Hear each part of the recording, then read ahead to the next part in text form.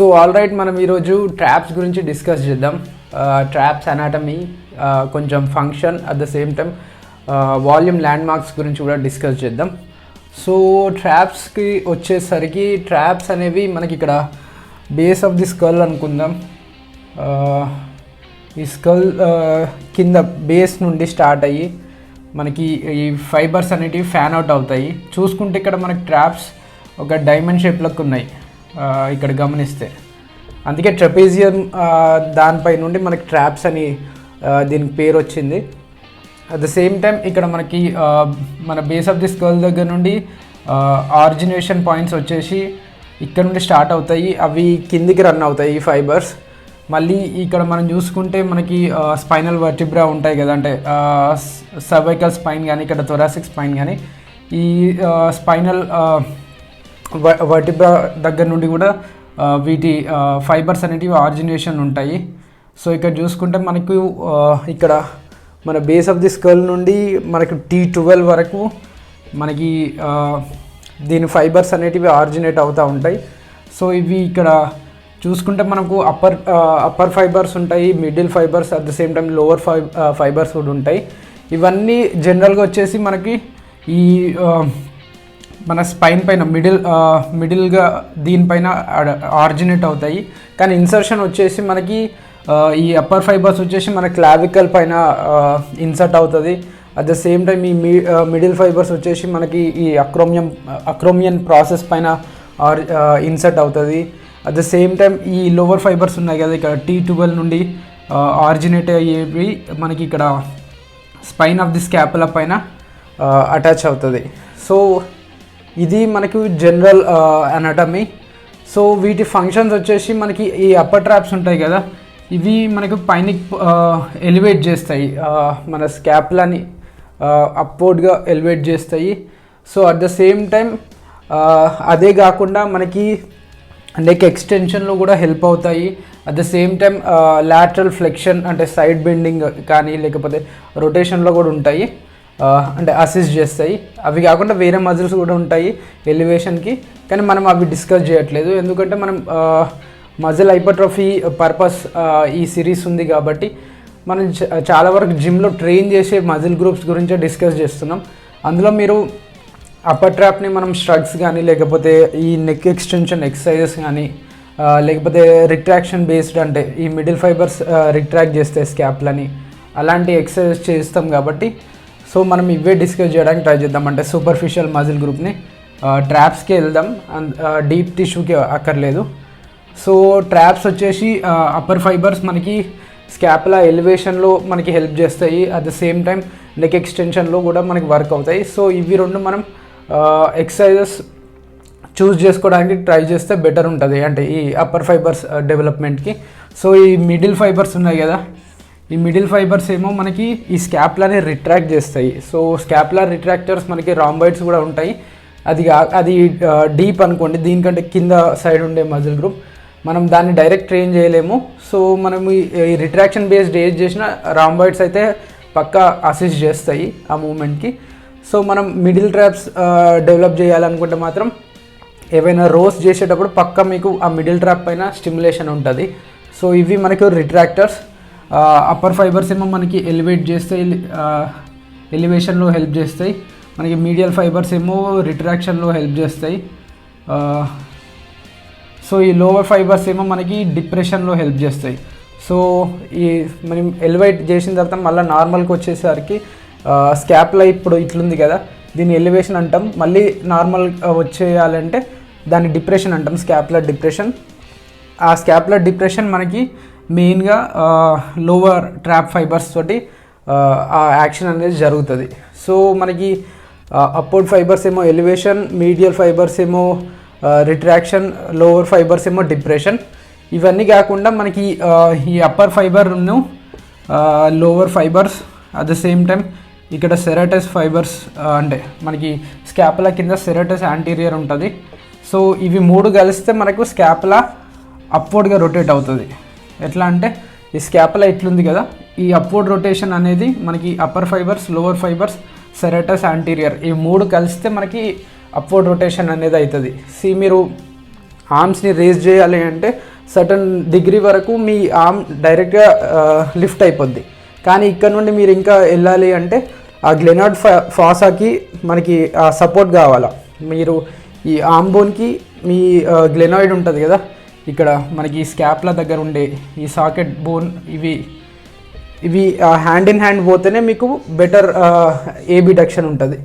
So అట్లా పోవాలి అంటే మీరు సర్టన్ డిగ్రీ దాటిన తర్వాత మీ హ్యూమరస్కి సపోర్ట్గా ఉండాలి అంటే మీ స్కాప్లో కూడా దాంతోపాటు రొటేట్ కావాలి. దీన్ని మనం స్కాప్లో హ్యూమరల్ రిథమ్ అంటాము. సో దానికోసం ఈ అప్పర్ ఫైబర్స్ ఉన్న లోవర్ ఫైబర్స్ అసిస్ట్ చేస్తాయి. ఎట్లా అంటే ఒక సినర్జిస్టిక్ వేలో ఇవి మూవ్ అవుతాయి. సెరటస్ ఇంకా అప్పర్ ట్రాప్ లోవర్ ట్రాప్ ఈ మూడు కలిసి. సో ఇవి అప్వర్డ్ రొటేషన్కి మనకి హెల్ప్ చేస్తాయి. సో ఇవి మనకి మెయిన్ ఫంక్షన్స్ మనం జిమ్లో యూటిలైజ్ చేసుకునేవి. సో నెక్స్ట్ థింగ్ వచ్చేసి ట్రాప్స్.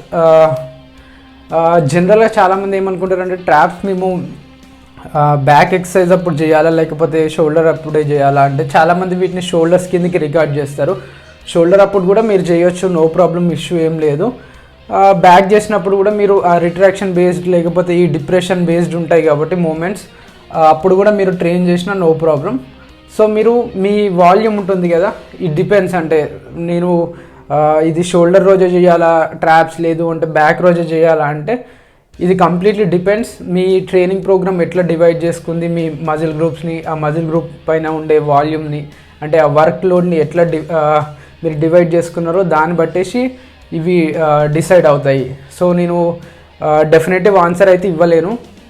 మీరు బ్యాక్ రోజు చేయొచ్చు, లేదు అంటే మీరు షోల్డర్స్ రోజు చేయొచ్చు. సో ఆల్రైట్, షోల్డర్స్ రోజు మీరు ట్రాప్స్ని ట్రైన్ చేస్తే ఎట్లా వర్క్ అవుతుంది అంటే మీరు ఏబిడక్షన్ చేసే అంటే మీరు ప్రెసెస్ చేసినా లేకపోతే లాటరల్ రైజెస్ చేసినా మీ అప్పర్ ఫైబర్స్ పక్కా అసిస్ట్ చేస్తాయి. సో అట్లా చూసుకుంటే మీరు అప్పర్ ట్రాప్స్ ఆ రోజు ట్రైన్ చేసేసుకుని మీరు బ్యాక్ రోజు ఏం చేస్తారు అంటే మీరు ఎక్కువ రిట్రాక్షన్ బేస్డ్ లేకపోతే రోస్ కానీ లేకపోతే పుల్ డౌన్ చేసినప్పుడు ఈ లోవర్ ఫైబర్స్ ఉన్న మీడియల్ ఫైబర్స్ పక్కా వర్క్ అవుతాయి కాబట్టి మీరు అక్కడ ఈ బ్యాక్ రోజు ఈ పోర్షన్ని ట్రైన్ చేసుకుంటే కొంచెం బెటర్ ఉంటుంది. It all depends. నేను ఇంతకుముందు చెప్పినట్టు మీ వర్క్ లోడ్ మీరు ఎట్లా డివైడ్ చేసుకుంటున్నారో మీ ట్రైనింగ్ ప్రోగ్రాంలో దాన్ని బట్టేసి మీరు ముందరికి వెళ్తే బెటర్ ఉంటుంది. సో ఇవి మనకి కొన్ని కన్సిడరేషన్స్. ఇవి కాకుండా మనకి వాల్యూమ్ ల్యాండ్ మార్క్స్ వచ్చేసి మెయింటెనెన్స్ వాల్యూమ్ వచ్చేసి 0 sets పర్ వీక్.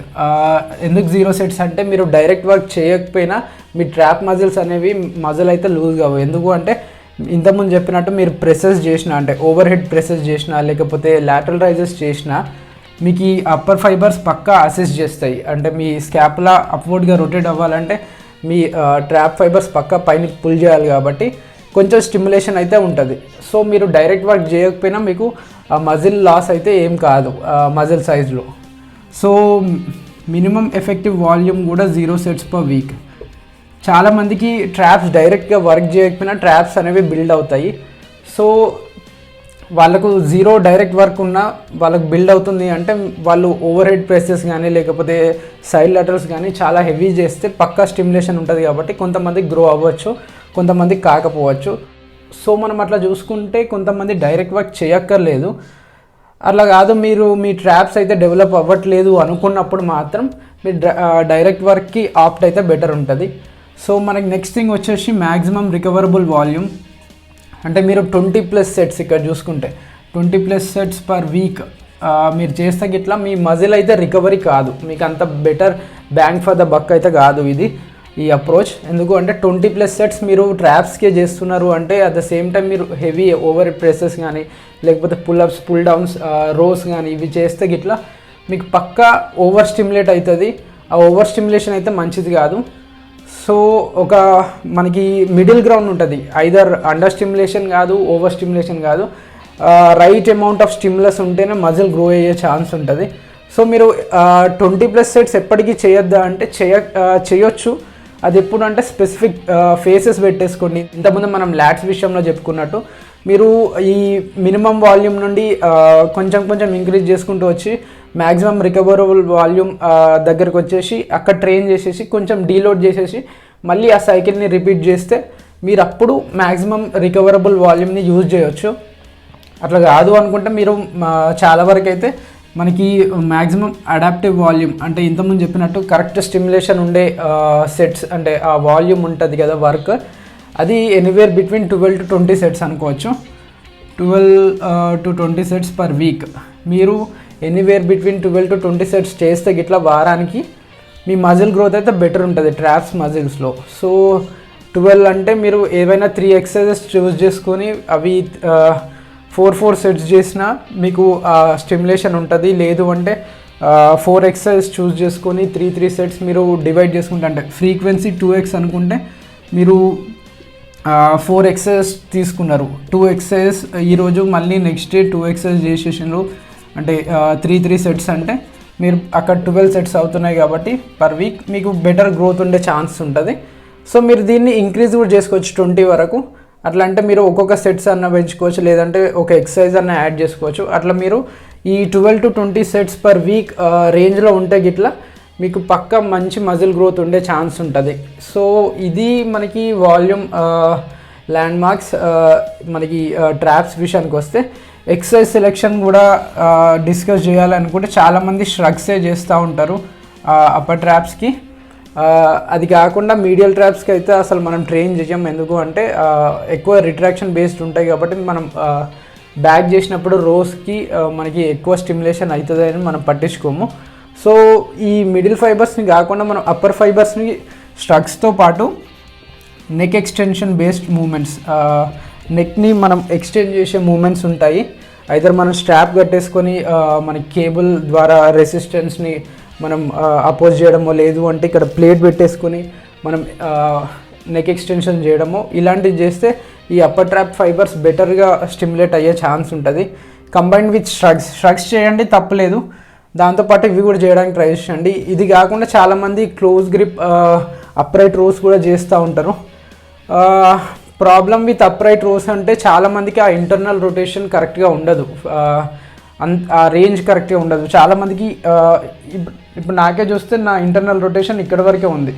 నేను ఇది కాకుండా ఇంకా రొటేట్ చేయాలంటే మాత్రం ఈ సాకెట్లో నా జాయింట్ ఇంకా రొటేట్ అవ్వాలి అంటే కొంచెం అక్కడ కాంప్రమైజ్డ్ పొజిషన్లోకి వెళ్తుంది. అట్ ద సేమ్ టైం ఆ పొజిషన్ ఇన్ ఇట్ సెల్ఫ్ అయితే రాంగ్ కాదు, కానీ ఎప్పుడైతే మనం లోడ్ యాడ్ చేసేసి రిపిటేటివ్గా మనం రెప్స్ చేస్తూ ఉంటామో అప్పుడు మనకి ఆ వేర్ అండ్ టేర్ అయ్యే ఛాన్స్ ఉంటుంది. సో అదొక్కటి గమనించడానికి ట్రై చేయండి. అంటే just consideration factor, good or bad కాదు, జస్ట్ అంటే మీకు ఎట్లా వర్క్ అవుతుందో దాన్ని బట్టేసి మీరు వెళ్ళడానికి ట్రై చేసేయండి.